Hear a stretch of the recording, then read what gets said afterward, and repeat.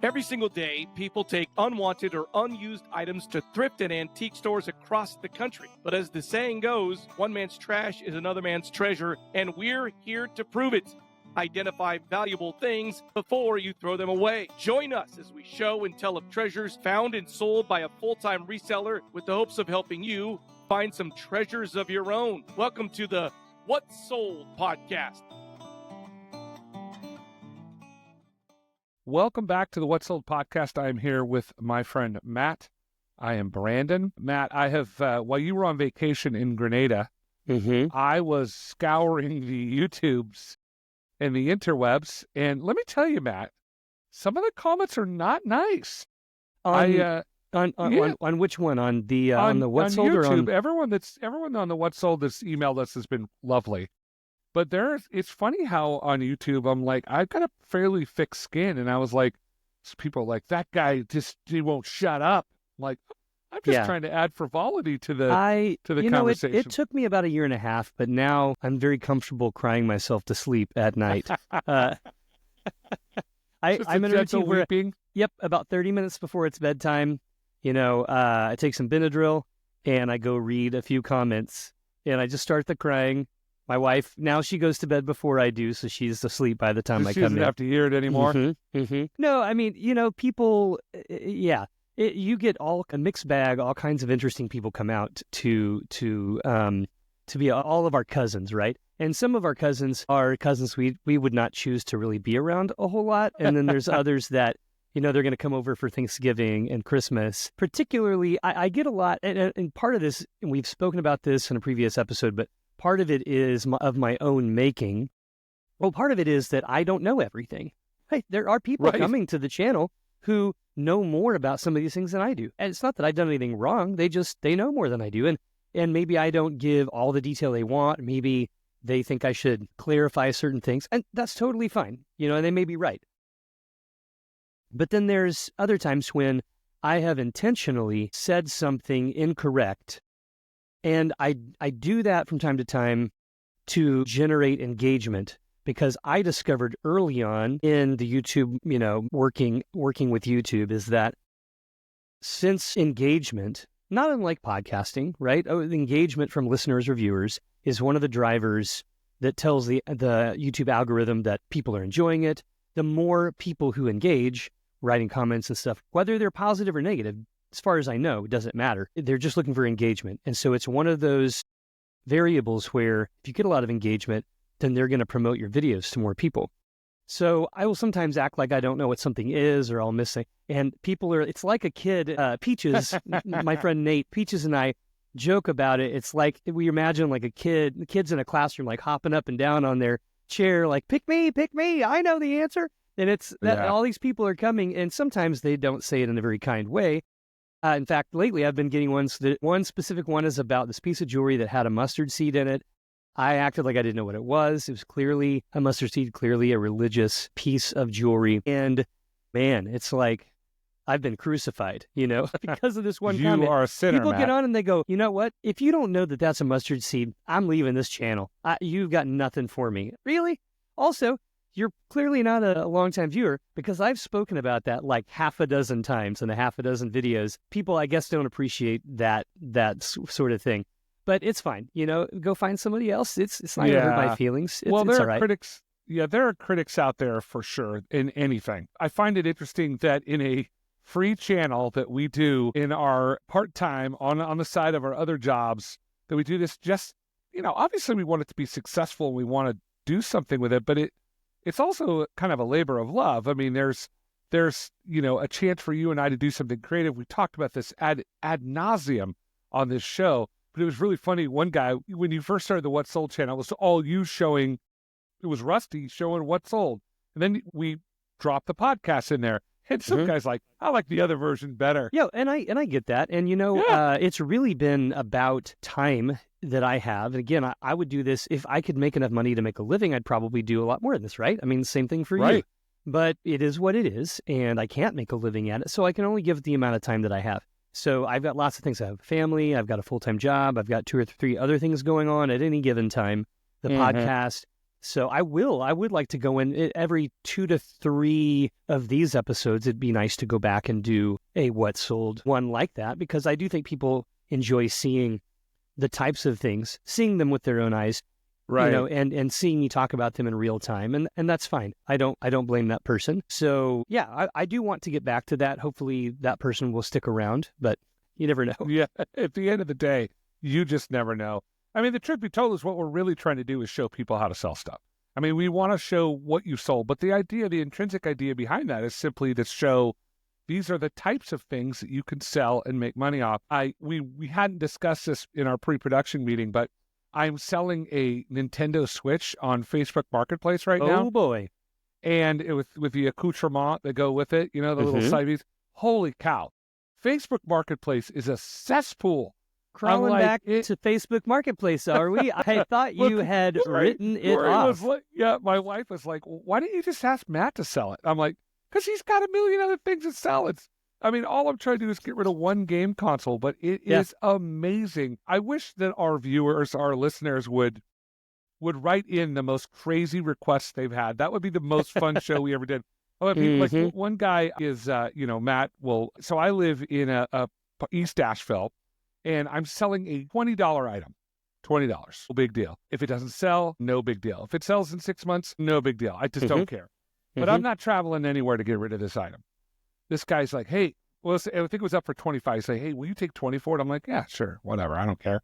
I'm not going to negotiate you down for $5. Sure, okay. So I live in Upper Virginia. Will you meet me halfway? It's only 2.5 hours for you. He was from way south of us in the little town called Hendersonville. And he says, I work in between. Will you meet me? I'm like, no, I will not meet you. The whole point is it says drop off at the door. It's just amazing what one person... If I meet you, it's going to be double the original price. It's going to pay me for my time and my gas. I should have said, absolutely, I'll meet you for $100 surcharge. Yep. And then I had one person say, hey, I really want to buy this for my daughter, or I really want to get one for my daughter. Will you take like $10 for the full switch? Like somehow I'm putting it on there as a charity auction, and there's nothing wrong with that. Trust me, if I knew this person and I knew that her daughter really wanted one, I would happily give it. I don't care. But it's just the kind of stuff that people do. And I guess you've always said that they do it because there's no reason not to do it. They ask the question, and if they get a no, they get a no. It is. The thing with Facebook Marketplace that bothers me is just so many people trying to scam you. I don't mind if people try to negotiate with me as long as they ask me up front. What I don't like is we agree to a price, we meet up, and then they try to haggle me when I don't.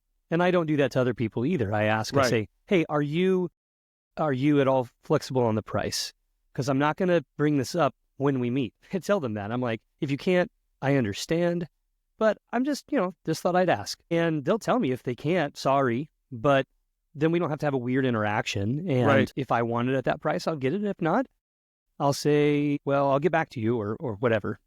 Yeah, absolutely. And it's very strange how in this reselling biz, the art of negotiation, it's almost like it doesn't matter how clearly you make it. There's just this strange nuance. Somebody reached out to me. It's like, hey, will you take X for? I'm like, sure, or whatever. I'm not going to negotiate. That's my point. I'm the worst reseller negotiator on the planet. I'm like, you want to give me? I'm like, whatever. I just want to get it out of my house. But this person's like, do you have a code? I'm like, what are you talking about? They send me a code. There's a lot of scammers on, and their grammar was terrible. It was like a fake name. I was like, this is a scam. Like, what do you? It's just amazing how many scammers are out there and how many people are trying to separate you from your money. It's just easier to do now than ever before. Fascinating, Matt. Truly fascinating. It is. You can see too if you look on their, because it's Facebook, right? So you can look at their profile. Right. So if their profile is like 2 pictures, that's a new and or a fake account.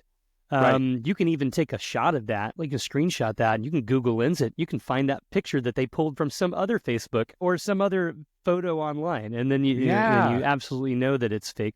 If they ask you for your phone number early on before you really even get into discussing the item, that's a hard pass. I don't even mess with those people. They're just trying to get my phone number. Why do they want your phone number?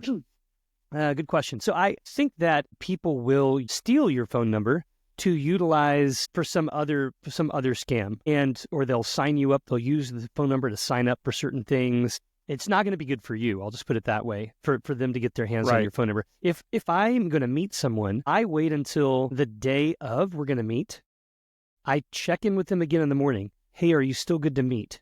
Yes, I am. Same place. Great. And then I give them my cell number. And I say, in case something happens and you're not able to, I don't want you texting and driving or whatever. Here's my phone number. You can reach out to me. And that's only if when they haven't asked for it, just to make it easier to coordinate. Right. And I've never had a problem with that. But if someone's asking for it, they seem more interested in getting your phone number than really discussing the item, then they're not really after the item. They're trying, they've got some other agenda. Yeah, I'm kind of curious about how you could, I guess having your phone number is fairly easy to get. That's why I'm like, wow, that seems like a lot of work to get something that's pretty easy to access anyway, but I guess that's just part of the deal. It is. Yeah. I don't exactly know. I don't know if I want to know. Yeah. All I know is I'm not giving it to them. Yeah, no, that's and it is this weird, it's just strange. I guess I'm just tired of, I just want to deal with real people who have real things, and we can talk and whatever, but it is. I just need to get the phone number of some people, from like middle school that I really didn't like. Look those up, and then when they ask for my phone number, I'm just handing out phone numbers of people that did me wrong. I get a smishing call about once a week, and I have this temptation always to go, "Are you smishing me?" And even that's bad. You shouldn't do that. You should just delete it. But anyway, we're not here to talk about all the crazy scams in the world. That's for a different show in a different time and place. But Matt, you went to Grenada. You went to Grenada, and we were going to have a guest on today. But something bad happened in Grenada to Cousin Rusty, or his alter ego, Matt. What happened, Matt? Well, Rusty and Flo, his longtime partner, correct, and not in this is a romantic partner. This is not like Peaches. Right. By the way, we've been asked multiple times, are you and Peaches? Either they ask us if we're brothers or if we're a couple. And, sure. I say, it depends on how I feel. I say yes sometimes. Both. It just depends on how I'm feeling that day. But no, Flo and Rusty were celebrating 20 years as a pair this year. And so we took a trip to Grenada. Had never been there before. It was beautiful, wonderful. I could probably speak an entire episode about how great that place is. But I got sick about a day in with something. I wasn't sure what it was. I thought maybe it was just allergies. Got back, getting worse. You do what you do. I got the COVID test. I was negative on COVID and flus, but still had some kind of crud that I'm also hearing is going around. And so today is actually the first day I have a voice and I can speak. I'm going to be clearing my throat here and there because it's still on its way out. But I had a great time. It didn't ruin your trip, though. It did not ruin my trip. I was about 70%. We were still able to do all the things. Flo likes to hit the bowling alleys anytime we go to a new place. And Rusty, of course, has to, if there's any wheeling and dealing to be done, he's asking, what kind of spices do they sell here? Or do they have any natural minerals? I feel like rums. I feel like you should have gotten into the rum trade. Yeah, well, he had a weird experience once with rum, and so he tries to stay away from it now. Did his alter ego, Matt, do any, looking around for stuff, potential sales? We walked around kind of like a little market. We bought a few things here and there, mainly for Christmas gifts. It's so close to the holidays. But other than that, no. I really was trying to make it more of a peaceful, relaxing, we were by a beach and that kind of thing. So it was nice. And I think we got to do all the things we wanted to do. I just wish I had felt 100%. But that happens sometimes. Well, we talked about it a lot on the show, but I'm slowly but surely trying to give myself the weekends. It's so easy to be on your phone or to, check your email constantly. And I'm realizing it's really important for me to just turn it off for the weekend. I have a much better time with my family.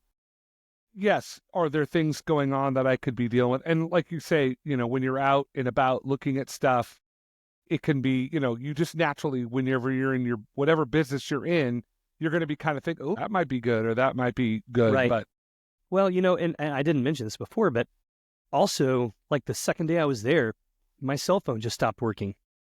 It was weird. It would charge, it would turn on, but the screen would not respond at all. So I was mostly bummed about that because I wanted to take pictures of some stuff and I couldn't do it. Turns out when I got back, it had something to do with an update. I did a series of buttons and turned it off and got it back on. And it started working that was sort of a blessing in disguise, because then I was forced, right, to completely disconnect from the phone and from work. And it was good for me. I probably wouldn't have done that much disconnecting on my own. So sometimes you need other things to step in. Well, it's interesting. I had a weird experience, not weird, but sort of a reselling experience when you were gone. Last weekend in Asheville, they have this thing called the Big Crafty. Yeah. And it is in this big giant arena, and it's all these local artists. It's my Dante's seventh level of hell, because it's just crowded and people are shoving and buying it, but it's all local artists, and I'm amazed at how expensive everything is. And it's hard I want to support local artists, but man, it's expensive. Was every other booth handmade jewelry? Yes, pretty much. Yeah, it always is. Yeah. Have you been to the Big Crafty? I have. It's been a few years. We have something in Black Mountain that is a very scaled down version of that, because it's such a small town in comparison to Asheville. But yeah, I've been to those. I tend to, because this is my business, I like authentic things that are older. Now, that's not to say that there aren't things made by people now. I'm not into little crafty things as much as I am into, I don't know, like a work of art, a painting, or something like that. That's just my own preference. But I don't know, for you, scale 1 to 10, how crafty are you? I'm pretty crafty. I like crafty stuff, but I was thinking, I've been thinking a lot in terms of the reselling biz. Mm-hmm. You got these vendors that are sitting there, they're trying to make a living doing what they're doing, and it gives them an opportunity to be artists and create. But it just feels like the way the merchandising goes and how things go, it doesn't use the word authentic. It doesn't feel authentic to me. It feels much more authentic to me to reach out to a reseller who found an item that's really cool, that, then we can begin negotiating. I don't know why that is. It feels like I'm paying way too much is what it amounts for me. Does it feel curated? It feels more curated. Yes. And it is. I mean, but you also have to, I know you know this, but maybe our listeners don't, that the largest arts community area of Asheville was almost entirely destroyed as a result of Hurricane Helene. So my guess is some of the prices are a little higher because they're trying to recoup stuff. Like a lot of people lost their galleries, lost a lot of their product and a lot of the work that they had done. And, at least for us, we're trying to do more this year than in previous years, buying from local businesses to support our community. Now, that Grenada, of course, does not qualify. But outside of that, we're trying to get stuff. But yeah, the feel of that kind of stuff is also not my favorite. But at the same time, there are a lot of people who like that, and there are a lot of people who they're not doing it full time. It's a labor of love. It's a creative outlet. It's something that they enjoy doing, and a lot of them aren't doing it full time. They maybe go to a handful of craft shows a year, and that's really the only place where they sell, unless they sell online some. So it is neat. I think the hardest thing, and also my guess is increase in prices are a direct result of the increased price to them. I bet they've made it so that the cost of the booth or the tent spaces, that gets higher every year too. And so they, if they're like, last year it was $350, now it's $500. I'm selling items that are only $20 a piece. And you do the math and you're thinking, shoot, like it's going to take me 3/4 of the day just to make enough money to pay for my space. And then anything after that is where I make my money. And so that's a calculation for them, not unlike it is if you're going to be in an antique store or something. You've got your rent. And so how much do I have to sell? Usually at antique stores that I would sell at, the antique store made more money than I did. They got their rent, and then they got also a percentage of everything I sold after that too. And so then I made some money. I prefer that over just paying for storage space, because it is storage space, but also it's available to be sold. But yeah, I think that's probably what it is.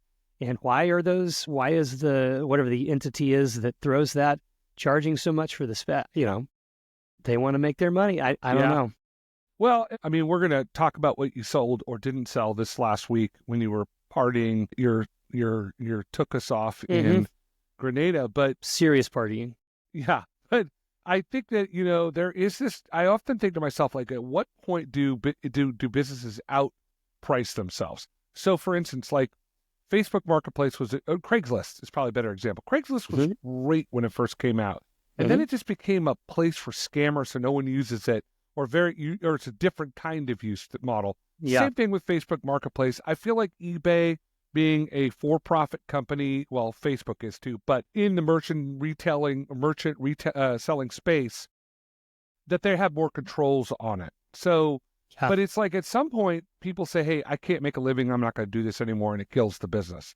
That's kind of my take on it. So if they raise the price so much at the Big Crafty that no artists can go there, then all those people that show up will just show up to an empty room, basically. Or it will be like, somebody was saying to me recently that they thought that Etsy had become a fake. When it first started, Etsy was like a place for people to create cool art stuff. And now it's just like Chinese products that are being sold as if they were created. I thought that was kind of interesting. It's a combination. I mean, they still are definitely artists putting out stuff there, but there's also antiques on there. I mean, you can buy stuff.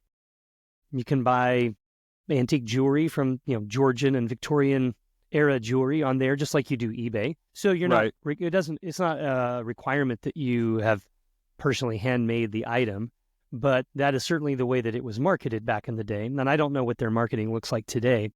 I think that they expanded it just because they didn't want to leave potential customers and sellers on the table, so to speak. Since eBay allows almost anything, why not us as well? Yeah.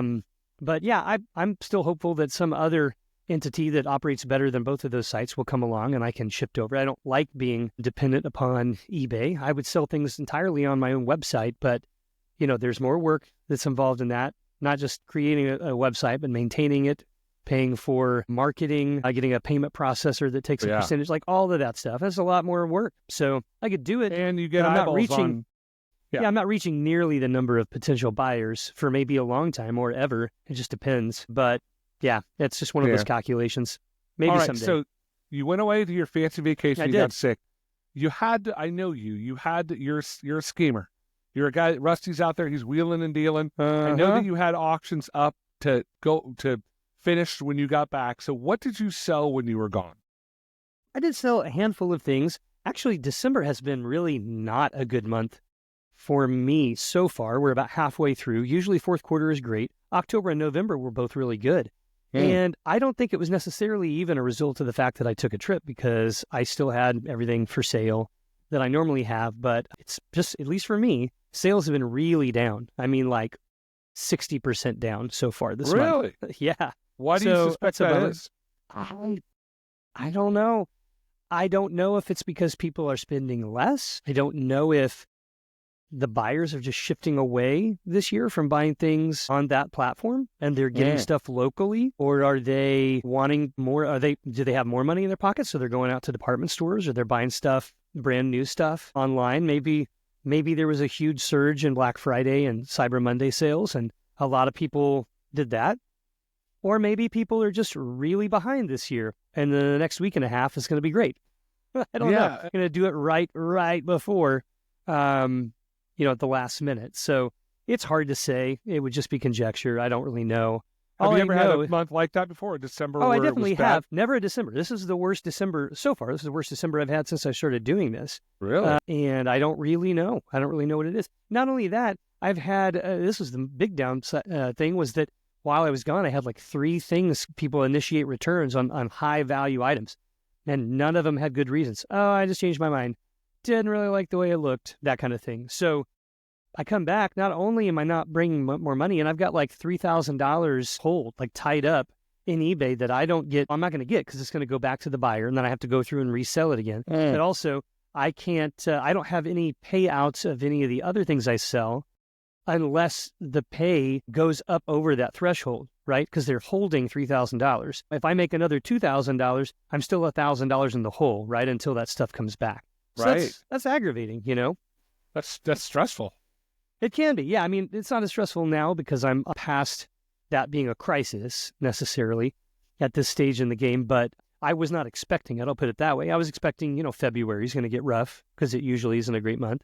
December and January are usually pretty good. So I don't know. Still maybe have time to go. Sure. When you were talking about that, it reminds me a little bit. We started the What Sold podcast subreddit, and it would be really interesting if people went to the subreddit and said, are they having, I'll post something on there.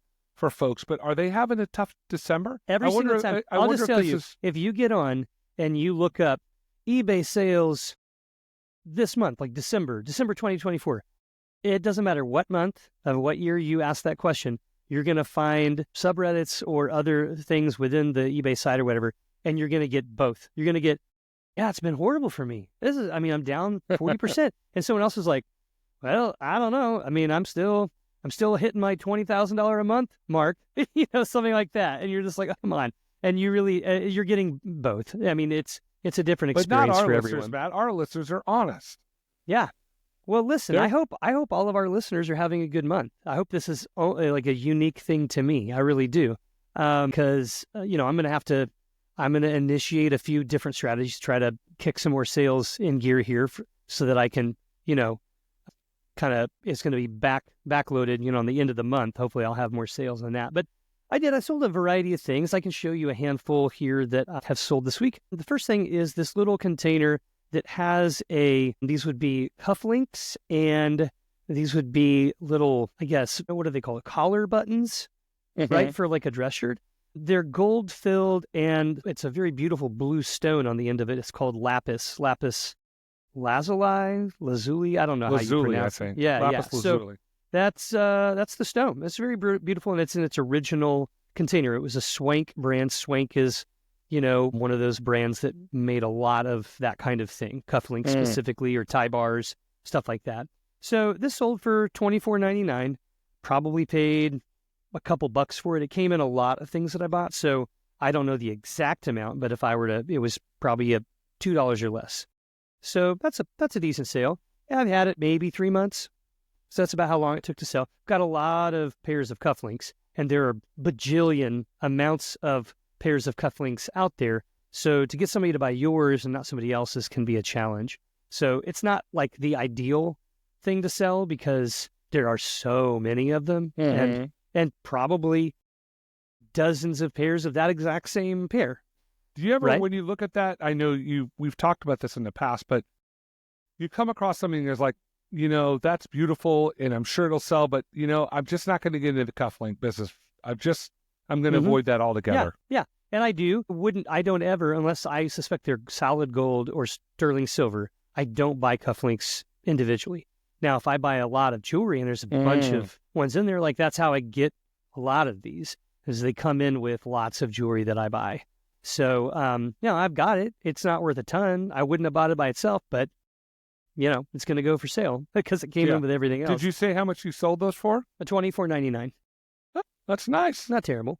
No. The next thing I sold here, came in its own little box. And this was something donated to me to sell, to donate the money to our community. And they were these little glass plates. So these are like plates that you could make an image, like a photograph from back in the day. And there are various images. There's 4 of them. 2 of them are, like I'm holding up right now, they're about 3.5 by 4.5 inches. And these are the 2 I'm holding up are a man in like a military uniform. He looks like he's probably in the army. Doesn't have a hat on. He looks like he's in his 30s. And then the other 2, I guess the third one is also a man. And then this one looks like it's a dog sitting in the back. I think we can only see the outline. You can only see the outline. I'm trying to hold it up to show that it's clear, but there's a dog sitting in the back of what looks like a military vehicle. And you can see part of the code on it. Says USA, and it has several numbers, probably a Jeep or something like that. So that's cool. I mean, it didn't sell for a lot, sold for $14, but I had it for, about a month. Not a long time, but it sat there for a little while and finally sold. So happy that went out. Again, that's not a super exciting. How old are those?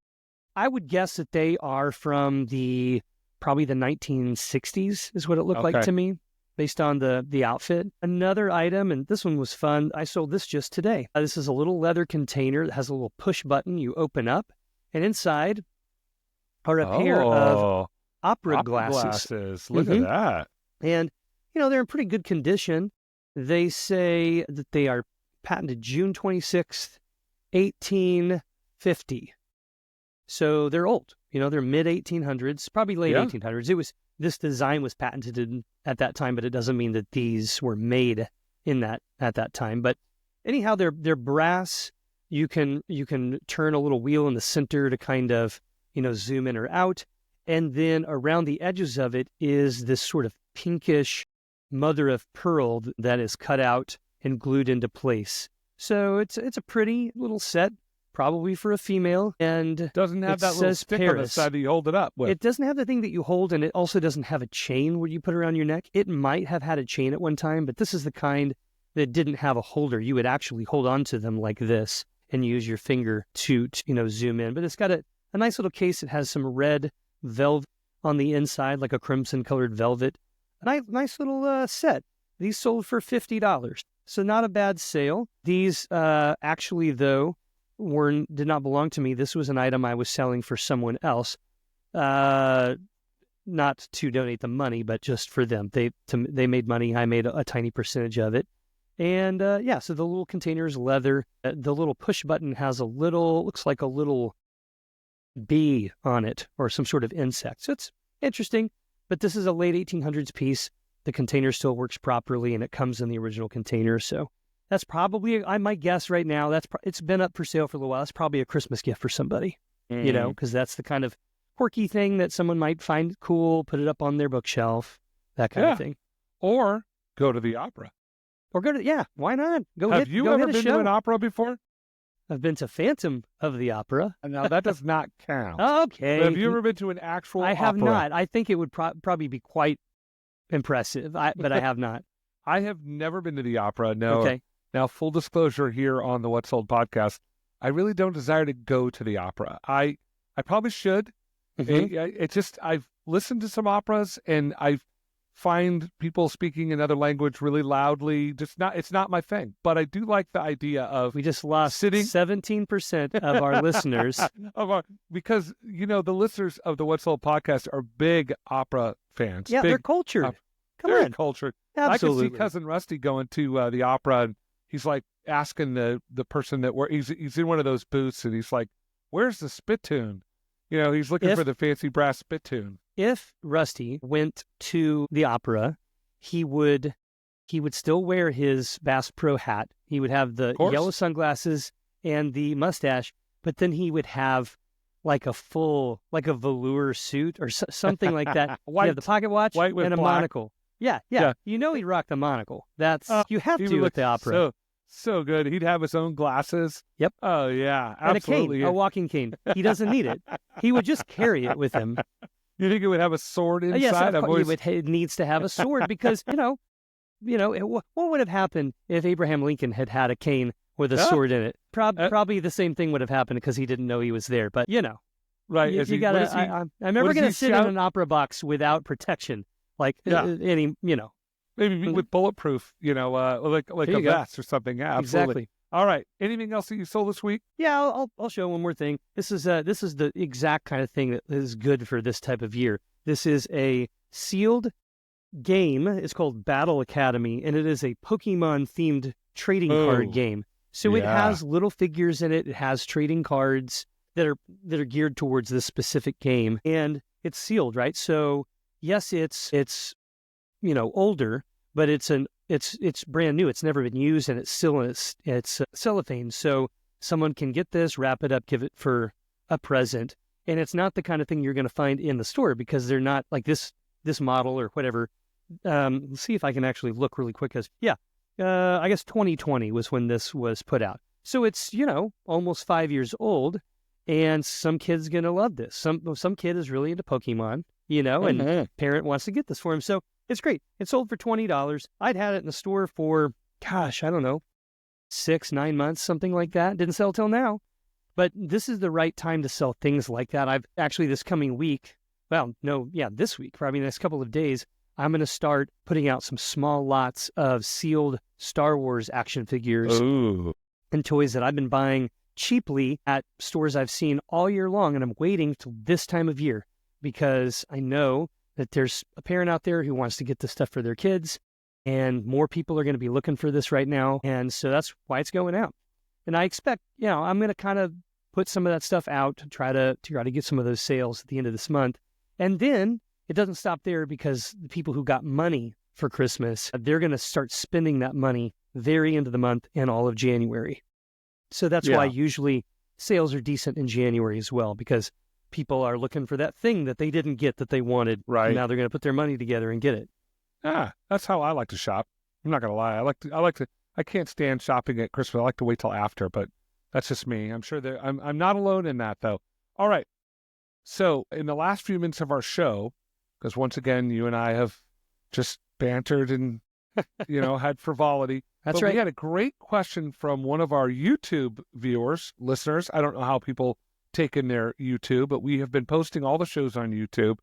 And slowly but surely, we're adding the old shows to YouTube. Hopefully, we'll get those up. People can take a look at them. But we had a great question from one of our friends, our cousins from up north. When I mean up north, beyond the border. No, they don't say that's Minnesota. Maybe they do. I don't know. But a Canadian, they do know they say offense instead of offense. But and I have found the Canadians to be the most polite people I've ever known in my life. Just in general, Canadians are polite. Tell me what the question is about. Please.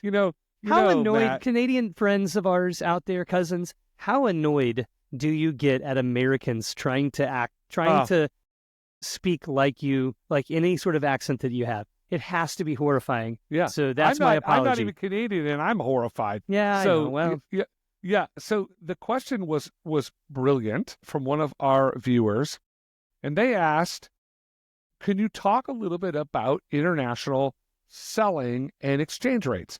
Because if you're, especially if you're in Canada, but England or wherever, we have listeners from all over the world on the show. So people are going to be selling things from America to America and, from Canada to Ireland, wherever.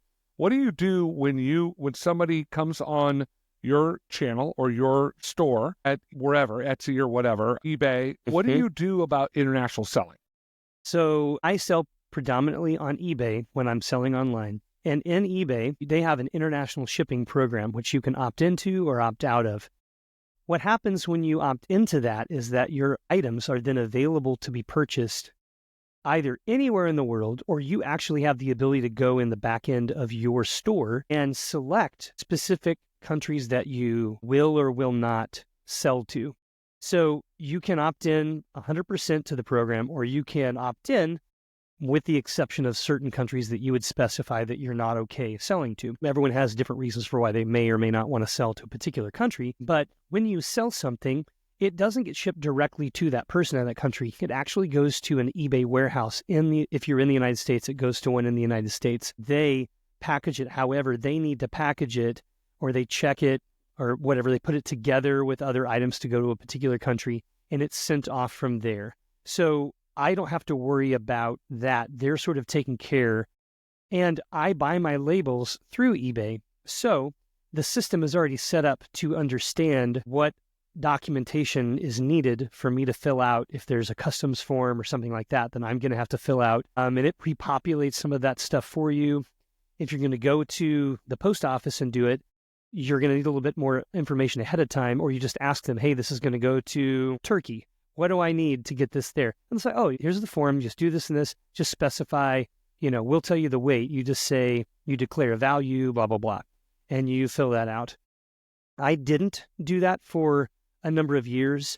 I have been doing it since I've done eBay full time. But back years ago, 2004 or something, was kind of the Wild West. And they didn't have that setup dialed in like they do today. And I'm not saying it's perfect today, but it's much better than it was originally. I didn't use it back then because I had read of a lot of bad experiences that sellers had in trying to sell, particularly to certain countries. Things would get lost, and they would end up not being supported by eBay. It was a lot of frustration, and I remember thinking, I don't want that headache, so I'm not going to do that, But as I went down the line, did it more, got better at it, realized that there was these other markets that I was not tapping into because I had just not decided to opt into that. And I do sell a lot of things overseas. I've mentioned before, and I'll say again, that there are also a lot of international buyers who have a U.S. address for like a P.O. box or just for mail. So they could be sitting in Tokyo and they could purchase this from me, but in their eBay account, they have it set up for a U.S. address. So if it's a small, cheap item, I'm still not having to spend more than $4 or $5 to ship that. And it's going to go to New Jersey, or it's going to go to someplace in Oregon or California coast. And that's it. And then they have some other situation figured out to get that item to them later on. But I do it. I don't think people should be afraid of it. If you have questions or concerns, call eBay and just say, hey, can you explain how this works? If I want to do this, what do I need to do? How do you support me, protect me? And they can walk you through that. When it comes to exchange rates, whenever I look to buy something, and this most often happens when I'm buying something from the UK, because I tend to buy things that come there from there, jewelry, artwork, stuff like that. It will display the amount in pounds because that's their currency. Mm-hmm. But when I see how much it is, and I go, it will say in parentheses underneath of that, it will show me the exchange rate. So because I have my store set up in the United States, it knows that the American dollar is the currency that I'm operating in, buying and selling. It gives me that exchange amount there. So this is 95 pounds. That's roughly this much in American dollars, so that I'm not confused about buying a thing and then whenever it's time to pay, why is this more? Is it the taxes? Like, what is it? It'll show you there before you purchase it. So you don't have to be scared or concerned that it's going to be more or less than you thought it was. It should be showing up there. Now, I say that. I'm not sitting in Canada looking at it, but I think eBay originally is like an Australian company, or I can't remember actually where they were started. But all that to say, there's eBay, all over the world in different countries. If they have that for the people in U.S., I assume that they have that for other places as well. So check me on that, listener from Canada. If that is not accurate, please send us a message and let us know, because I'd be interested to hear about that. But at least from my end, I purchased something last week from the UK, and it showed me that exchange rate, and I was comfortable making that purchase and was not surprised after I did so. Well, I think eBay started in San Jose, actually, but I think it was started by, I believe, it wasn't Elon involved in some way. I know Peter Thiel was, but regardless, maybe. it was one of the first I was thinking about YouTube, I think. YouTube was originally an Australian company. And that very well could be. But yeah. Okay, yeah, sure. So, when we think about that, it would be really interesting to have a seller from the UK or Canada to come on and talk about what's the difference? What's the experience for you? Are they similar? Because obviously every place is going to be, the laws are going to be different. What you can and cannot sell, how you can and cannot sell are going to be different. So we'll do a little digging on that one for sure. The What's we definitely podcast. Wanted to answer. Yeah, we're going to be investigative reporters. Yeah, accepting requests now for people who, if you are a reseller in Canada, the UK and Perth, right? Our cousins down in Perth, Brisbane. That's right. Let us. If you're interested in talking about your experience in another country, I would love to hear it. I'd be fascinated. So yeah, send us an email. We could maybe set that up. Yeah, that would be super fun, actually. We are starting to expand out more to bring people on to the show. We would have had our first guest, as we said, but old cousin Rusty got himself a bad batch. I sounded like death warmed over. I mean, sometimes when I get it, I sound like Barry White, and that's fine. I can't sing, but this time I just sounded like you didn't want to even be in the same structure with me, because it wasn't pretty. Good. Well, listen, we are going to heal up. I will say that this show will be our last show of the year. We will have you know what? I don't even know the show will be the last show of the year, because I think we're going to take off Christmas and New Year, like all of you. We want you to go out and relax. You don't need to listen to the show. If you want to, that's great. If you need some sleeping music, or something you put on when you're taking a nap, that's fine as well. But this will either be the last show of the 2024 or the first show of 2025. We haven't quite decided yet. We will be back with a number of fun new things in 2025. I want to remind everybody, it's super helpful for you to write reviews, to subscribe. The show continues to grow. We're really grateful for people. You can reach out to us. You can email us at whatsoldpodcast@gmail.com. You can go to the What's Old Podcast Reddit. You can even respond on YouTube, and we try. Give us a few days, maybe months, but we will get back to you at some point. We will respond, but we are grateful that you are listening. and we're looking forward to a really exciting 2025 in the reselling biz. That's right. And if you want to stop by the Rusty channel, give us some love over there. If you are the 1 millionth commenter telling me that it's a mustard seed, Rusty, it's a mustard seed, maybe I'll do something special for you. But absolutely, it'll be music will come on, and it'll be electronic, digital, like party flair. So that'd be great. Exactly. Anyway, all right. Any last words, Matt, as we head out? No, just happy holidays, everyone. Do take some time for yourself with your family. The work is always going to be there. That's right. Yeah. All right, everybody. Happy holidays. We'll talk soon.